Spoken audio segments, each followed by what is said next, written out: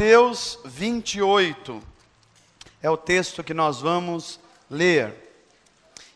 E como não poderia deixar de ser, numa celebração de Páscoa, vamos ler sobre a ressurreição.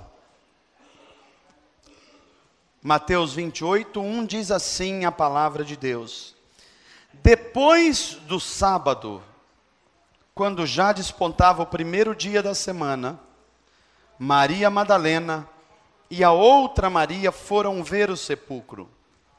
Havia acontecido um grande terremoto, pois um anjo do Senhor havia descido do céu, e aproximando-se, removeram a pedra e estava sentado sobre ela. O seu aspecto era como um relâmpago, e as suas roupas brancas como a neve. Os guardas tremeram de medo e ficaram como mortos diante dele. Mas o anjo disse às mulheres: Não temais, pois eu sei que procurais Jesus, que foi crucificado. Ele não está aqui, mas ressuscitou, como ele havia falado. Vinde e vede o lugar onde ele estava. Ide depressa e dizei aos discípulos que ele ressuscitou dos mortos. E vai adiante de vós para a Galileia, e lá o vereis. Eu vos avisei. Elas então, saindo apressadamente do sepulcro, com temor e grande alegria, correram para contar tudo aos discípulos. E Jesus foi ao encontro delas, dizendo: Salve! E elas, aproximando-se, abraçaram-lhe os pés e o adoraram. Então Jesus lhes disse: Não temais, ide dizer a meus irmãos que sigam para a Galileia, lá me verão. Até aí, amém. Vamos orar, fecha os teus olhos. Pai amado, obrigado pela tua palavra, obrigado pela ressurreição do Cristo, obrigado por tudo isso que gerou nos nossos corações e no coração da humanidade em mais de 2000 anos de história. Obrigado porque um dia o Senhor veio viver entre nós e em Jesus de Nazaré se fez um de nós. Mas obrigado porque o poder do Altíssimo ressuscitou Jesus de Nazaré dos mortos. E é nesse fato histórico que a fé cristã se assenta, de que a morte não pôde vencer o Filho de Deus. E foi ele mesmo disse que ele venceria o mundo e nós venceríamos também nele. É diante dessa realidade santa, é diante dessa promessa incrível e impressionante que nós estamos nessa noite, na celebração da Páscoa, e nós pedimos que o teu Espírito faça verdade, renove essa realidade nos nossos corações. Nós assim te pedimos, em nome de Jesus. Amém.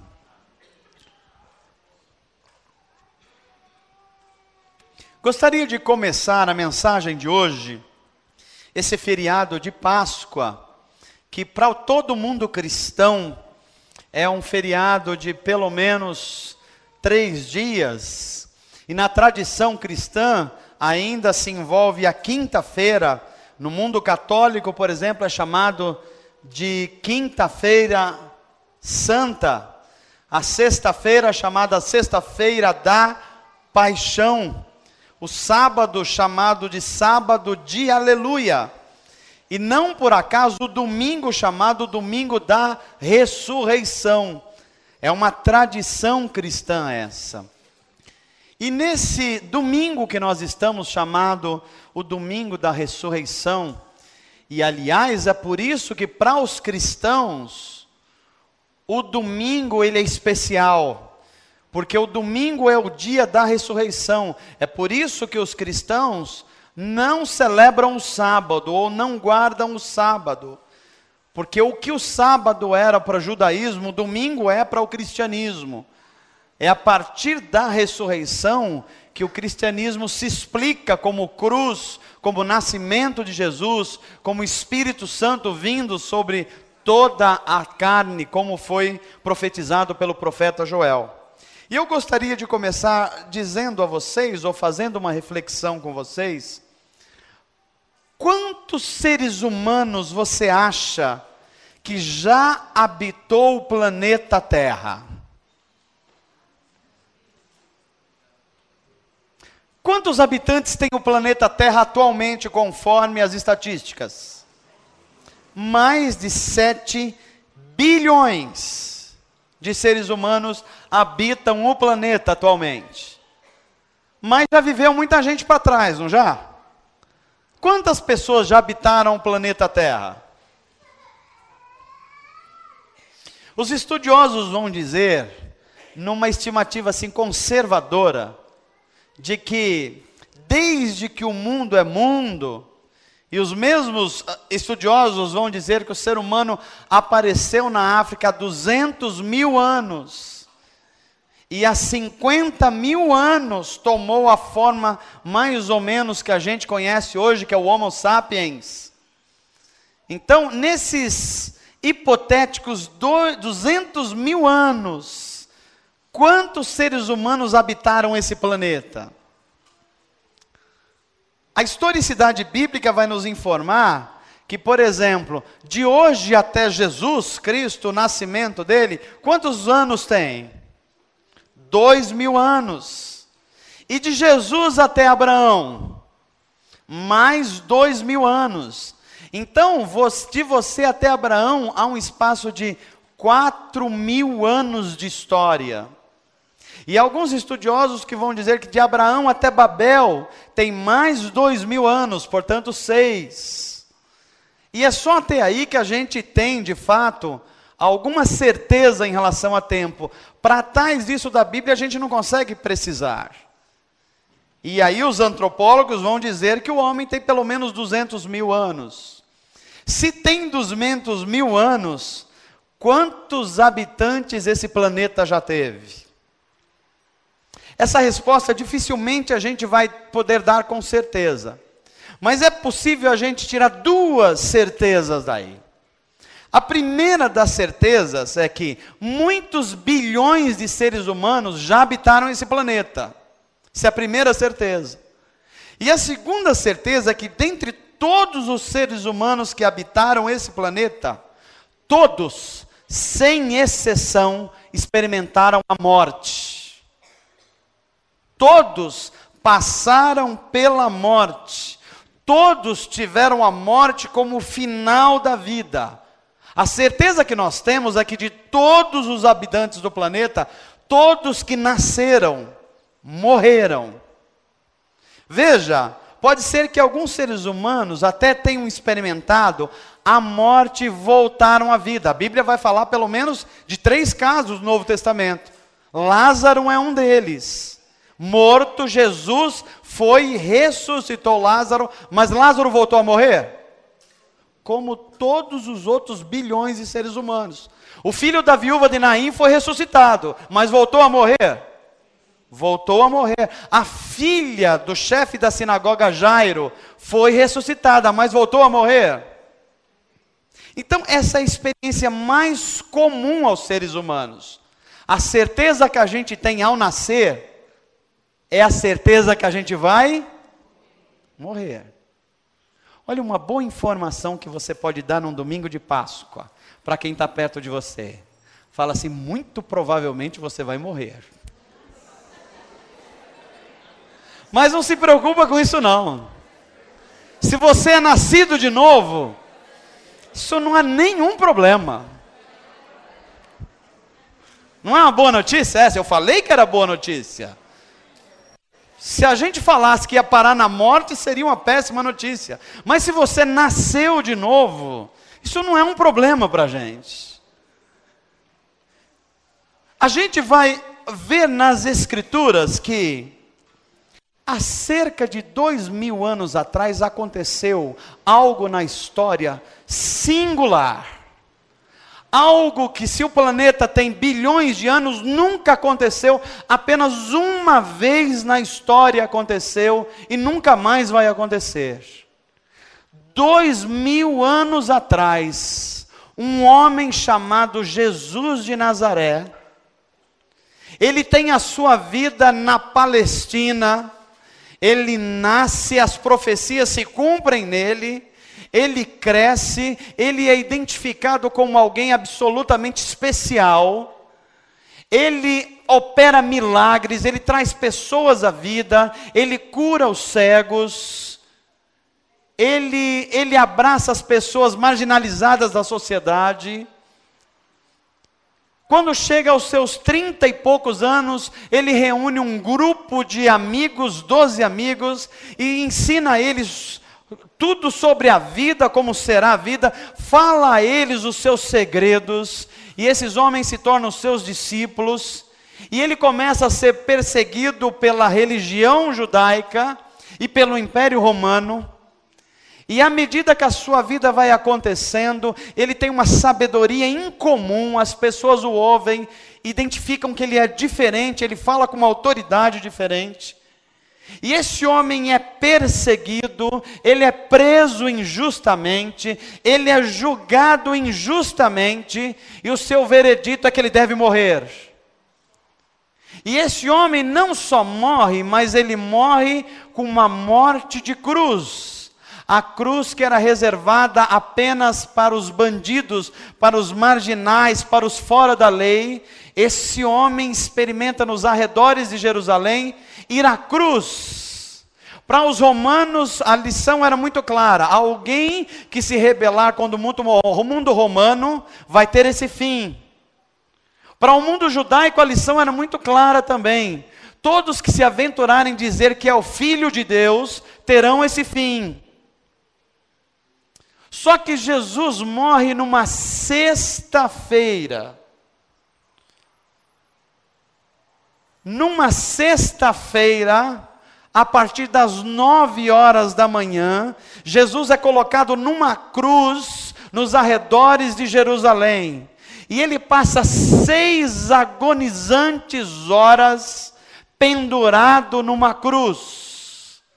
Ao meio-dia, depois de 3 horas de crucificação, há uma grande eclipse e a natureza se nega a ver aquele espetáculo de horror.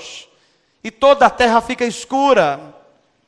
Mas Jesus ainda passa mais 3 horas agonizantes, até as 3 da tarde, pendurado numa cruz. A Bíblia vai nos contar, os apóstolos, os biógrafos de Jesus, vai nos dizer dessa história horrenda da cruz. Mas nós cristãos acreditamos em coisas que vão além da cruz. Porque se Jesus foi à cruz, nós sabemos que ele foi sepultado, mas no domingo pela manhã aconteceu um fato na história que mudou toda a história. Porque nós só somos cristãos e acreditamos em novos céus, em nova terra, em vida eterna, em perdão dos pecados, porque aconteceu um fato há 2000 anos atrás. Se esse fato não tivesse acontecido, se a história de Jesus acabasse na cruz, nós seríamos mais uma religião. Nós seríamos mais uma religião falando apenas de bons costumes e moral e ética. Mas o fato que acontece no domingo da ressurreição muda completamente a história. Porque de todos os habitantes desse planeta, todos nasceram, todos morreram e continuaram mortos. Mas apenas um ser humano, Jesus de Nazaré, ele é morto na sexta-feira, passa-se o sábado, mas quando domingo pela manhã as mulheres que davam apoio ao ministério de Jesus vão procurá-lo no túmulo, vão levar perfumes, especiarias, elas não tinham ideia de que poderiam ver o que viram. E elas chegam lá e não encontram Jesus e nem o corpo de Jesus. o que elas encontram é um anjo dizendo a elas assim: o que vocês estão procurando aqui? E elas dizem: nós viemos cuidar do túmulo de Jesus. E o anjo diz a eles: ele não está aqui, ele disse que não ficaria aqui, ele já ressuscitou. Inclusive ele está mandando vocês irem para Galileia, porque ele já tinha dito isso para vocês, para guardar ele lá no norte de Israel, na Galileia. Nós chegamos ao domingo da ressurreição, mas deixa eu lhes contar o que aconteceu nessa semana, porque é o domingo da ressurreição, mas há um domingo anterior que para nós cristãos é muito importante, porque Jesus, ele começa a dizer aos seus discípulos que a missão dele vai passar pela cruz. Só que os discípulos não querem entender. Eles olham para Jesus e falam assim: não, o Senhor é o nosso mestre, o Senhor é o Messias, o Senhor é aquele que vai nos livrar do jugo dos romanos. E Jesus vai dizer assim: não, eu vim trazer um reino, e esse reino não é desse mundo, vocês não estão entendendo, eu vou ter que ir à cruz. E Jesus vai de fato à cruz, mas antes de Jesus ir à cruz, domingo anterior é aquilo que na tradição cristã nós conhecemos como Domingo de Ramos.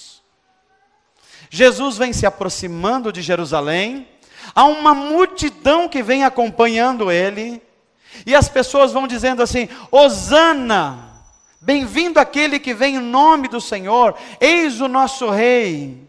E Jesus, quando se aproxima de Jerusalém, em volta do Monte das Oliveiras, ele olha para Jerusalém, na entrada das portas, contempla a cidade, e Jesus chora copiosamente por ver Jerusalém. Ele olha para a cidade e fala assim: Jerusalém, quantas vezes eu quis ajuntar vocês debaixo desse plano de Deus, do reino de Deus, e vocês não quiseram. Jesus usa uma linguagem até carinhosa, como uma galinha que junta os seus pintinhos debaixo das suas asas, eu quis fazer isso com vocês. Jesus olha para Jerusalém e fala assim: essa é uma terra que matou os profetas antes de mim. E Jesus caminha para entrar em Jerusalém, e à medida que ele entra na cidade, as pessoas vão jogando ramos na frente dele. É por isso que a gente chama Domingo de Ramos. E ele vai entrando e as pessoas cantando: Hosana, bendito é o rei que vem em nome do Senhor. Segunda-feira, Jesus está em Jerusalém, e ele vai e entra no templo de Jerusalém.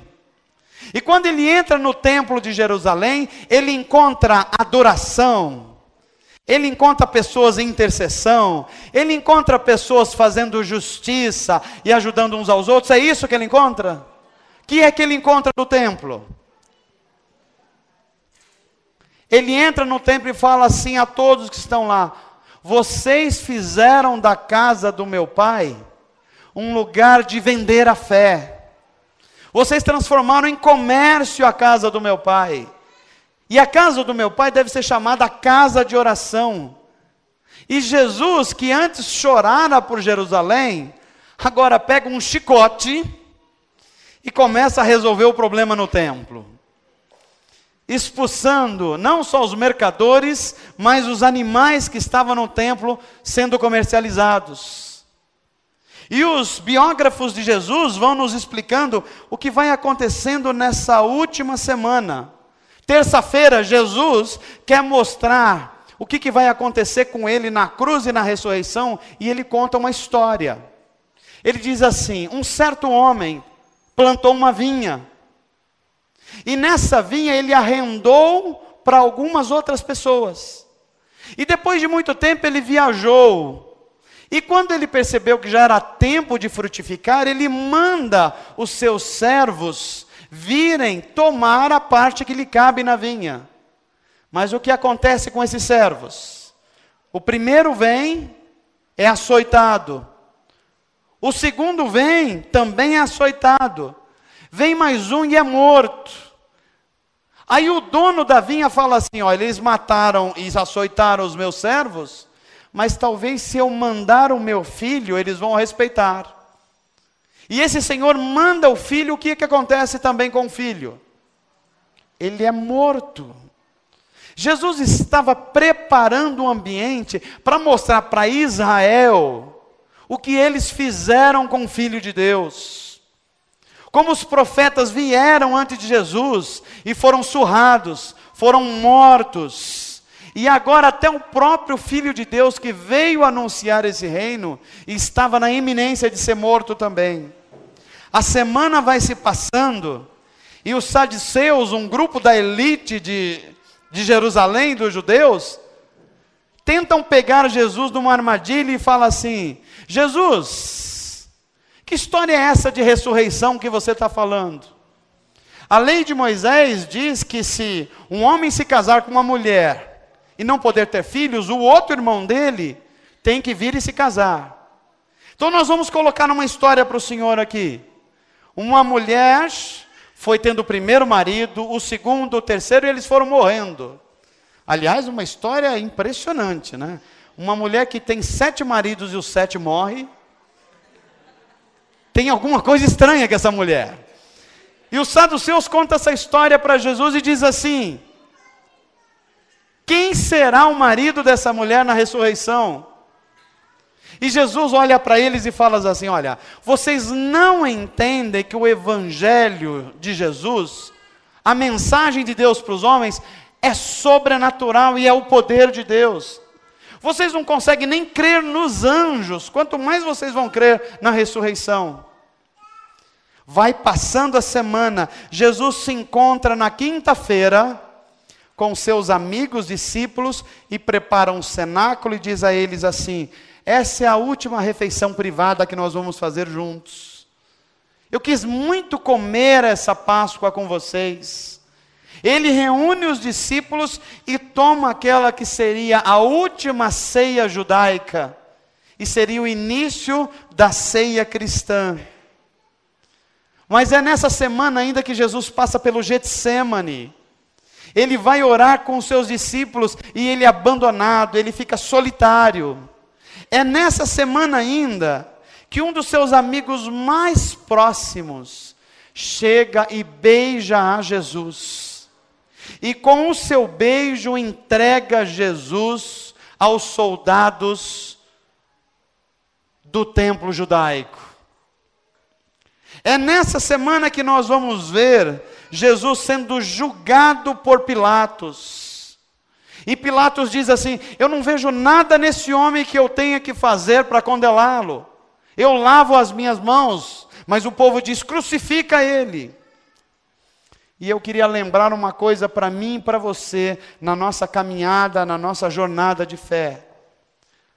As mesmas multidões que podem nos aplaudir num domingo de Ramos, pode dizer crucifica na sexta-feira. As mesmas pessoas que nos elogiam, pode daqui a algum tempo pedir a nossa cabeça. As mesmas pessoas que a gente acha que pode estar muito próximo da gente, pode agir dessas maneiras. Quem depende das multidões para fazer alguma coisa, nunca vai viver a própria vida. A história de Jesus mostra isso. Um amigo o trai, o outro amigo o nega, Pedro. Pedro chega e fala para Jesus: Jesus, eu nunca vou negar você. Mas a primeira vez que ele é confrontado contra ele mesmo, contra o seu conforto, ele nega Jesus.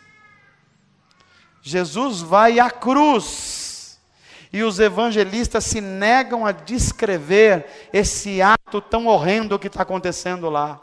O máximo que os evangelistas vão dizer é: e Jesus foi crucificado. Aliás, eles nem usam a palavra Jesus morreu, pode procurar na sua Bíblia. O máximo que eles vão dizer é: e Jesus entregou o seu espírito, ou se não, e ele expirou. Tão horrenda era a situação. Os sofrimentos de Jesus às 9 horas da manhã, colocado numa cruz, num madeiro, num dos montes ao redor de Jerusalém. E ele teve que carregar a sua própria cruz e depois ter os seus pés alvejados com pregos enormes, as suas mãos e os seus pulsos rasgados, e Jesus fica exposto, sofrendo todas as dores da humanidade no seu corpo, na sua alma, no seu espírito. Se você acha que já sofreu com alguns sofrimentos, imagina o que estava sobre Jesus carregando as dores do mundo. Se quando você tem um pouquinho de depressão, você acha que é o fim do mundo, imagina o que estava sobre Jesus naquele momento. Se você acha que quando tem algumas dores físicas, você acha que é muita coisa, imagina o que estava sobre o Mestre naquele momento. Se você se sentiu abandonado por alguém, por um amigo, por alguém querido, alguém perto e acha que isso é o fim do mundo, imagina Jesus abandonado por tudo e todos. Os evangelistas vão contando a história dessa última semana, e finalmente eles dizem assim: no último minuto Jesus dá um brado, um grito enorme de abandono e diz assim: está consumado.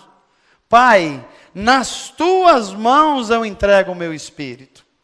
Essas duas palavras são para os cristãos duas palavras da maior importância. Porque o que é que está consumado na cruz de Cristo?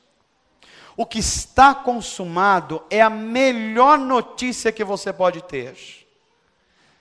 No grito de Jesus está consumado, o que está sendo dito é: todos aqueles que crerão no meu nome receberão como herança aquilo que eu estou fazendo aqui hoje, vencendo a morte, o pecado e o mundo. O que é que está consumado? Que todos aqueles que confessarem o meu nome na história não terão mais a morte como final das suas vidas.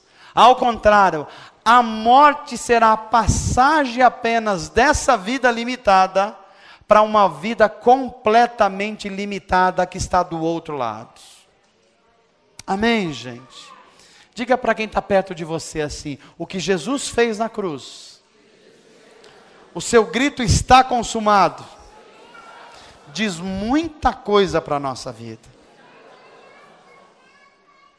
Mas a verdade é que se Jesus tivesse feito tudo isso, mas permanecesse morto lá no túmulo em Jerusalém, a gente estaria contando a história aqui apenas de um homem bom.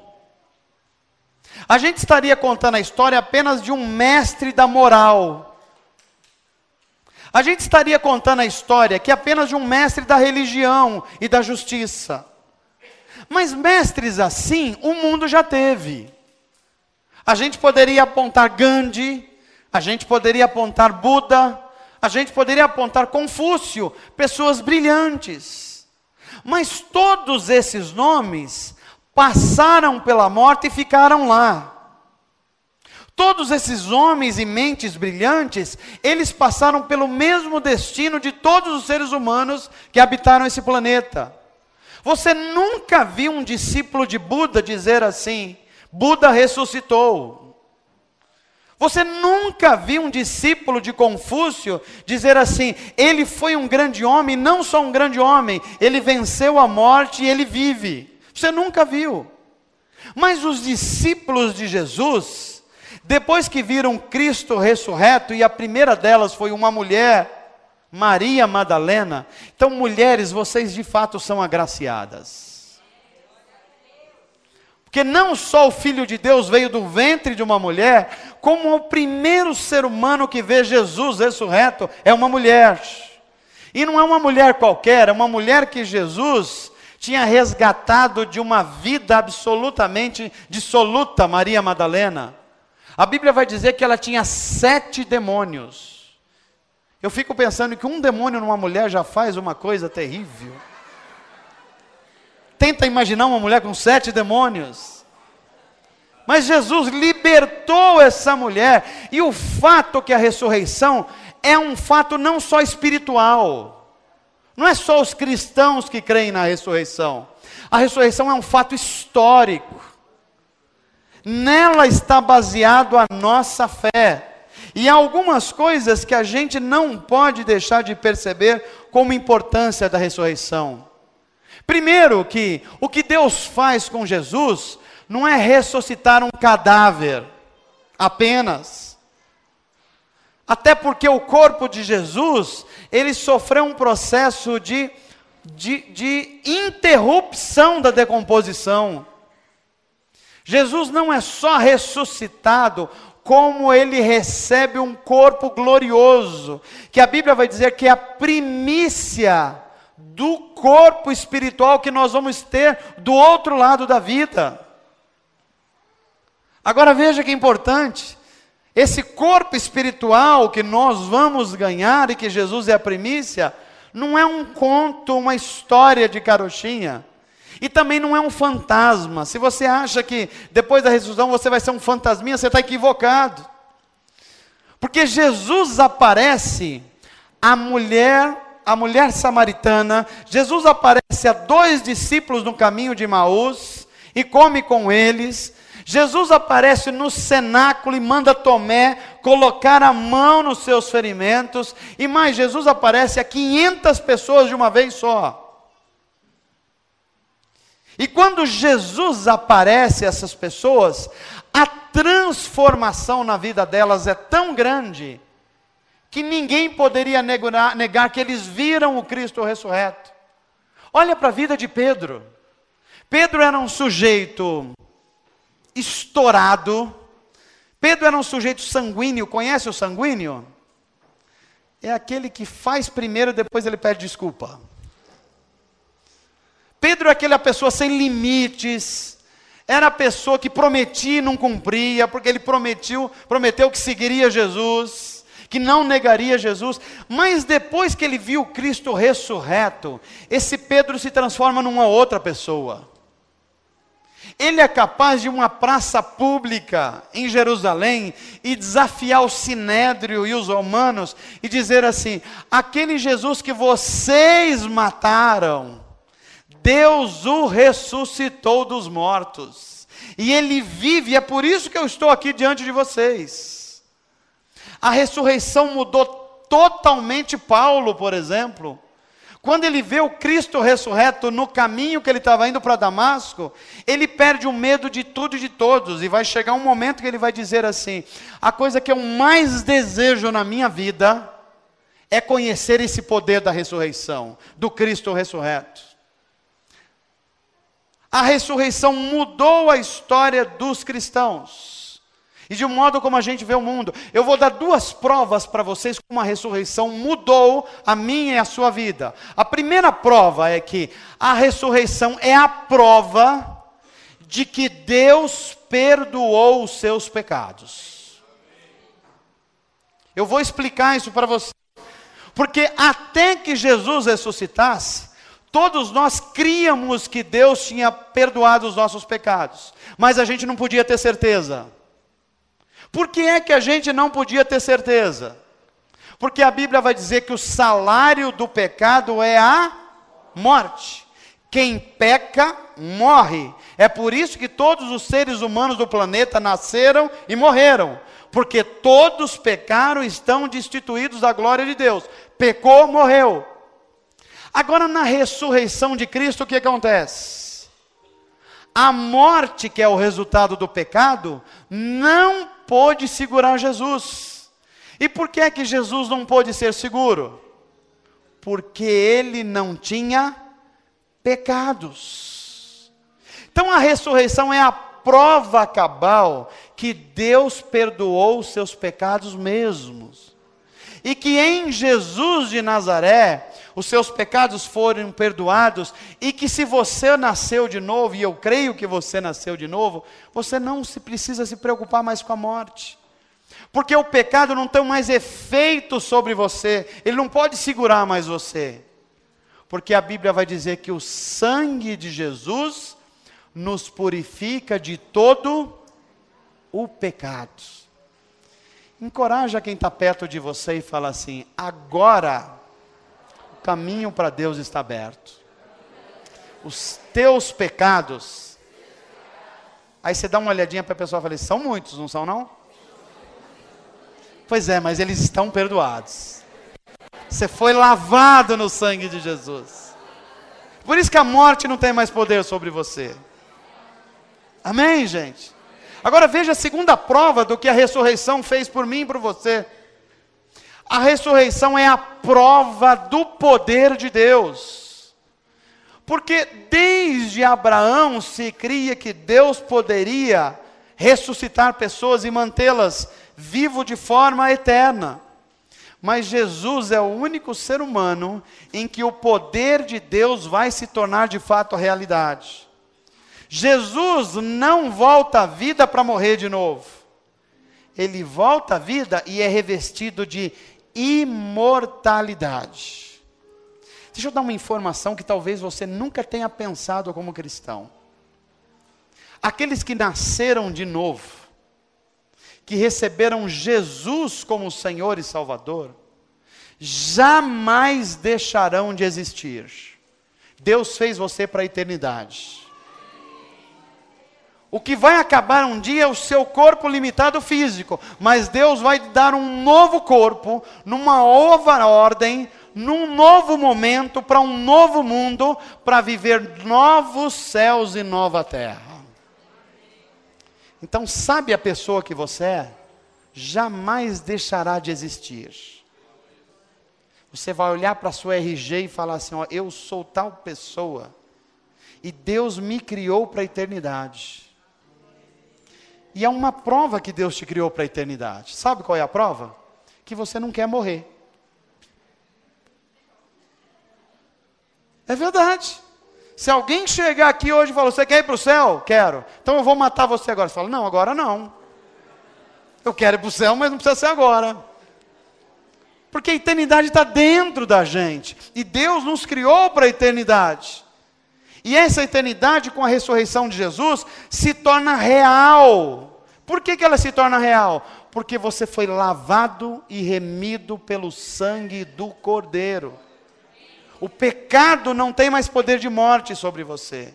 E o poder de Deus que ressuscitou Jesus dos mortos para viver para sempre, é o mesmo poder, a Bíblia diz, que estará sobre nós, nos ressuscitando para a vida eterna. Então, sabe essas dorzinhas que você tem aí? Olha que notícia boa, vai acabar isso. Sabe essa pressão alta, ruim demais aí? Sabe esse diabetes? Sabe essa dor nas pernas? Sabe essa tristeza de solidão? Vai acabar isso aí. Sabe esse sentimento de abandono? Vai acabar também. Sabe esse sentimento de frustração, de angústia? Vai acabar também. Deus criou você para a vida eterna, e o poder de Deus vai fazer isso.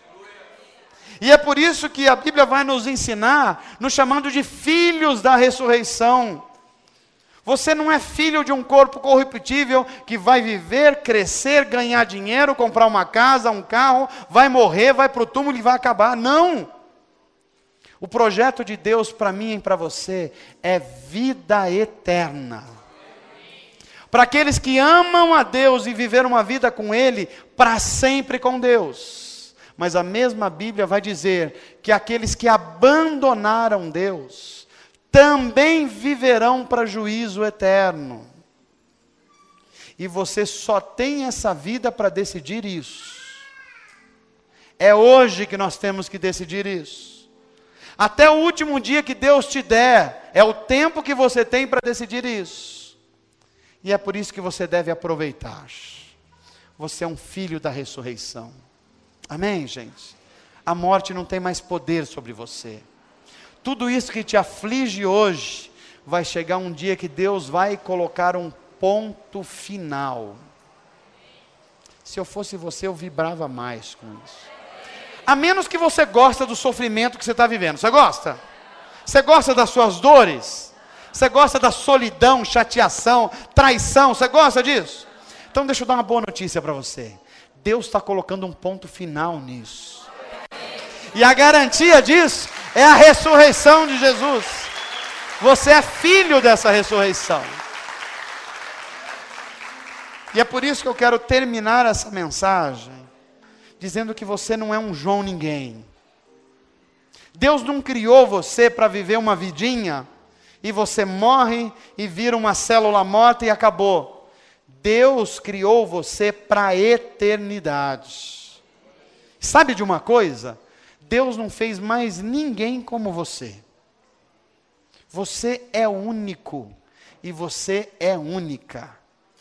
Eu diria que a forma que Deus fez você, Ele jogou fora. Só tem você. Aí você fala assim, mas pastor, tem hora que nem eu me aguento. Eu sei disso, eu também. Mas Deus está transformando a gente à imagem do seu Filho Jesus Cristo. Na eternidade você não vai ser mais assim. Sabe essa ruindade sua? Vai acabar. Sabe essa chatice sua? Vai acabar também. Sabe essa impaciência sua? Vai acabar também. Deus está fazendo de você um novo homem ou uma nova mulher. E é a ressurreição que garante isso. É por isso que a gente é o filho da ressurreição.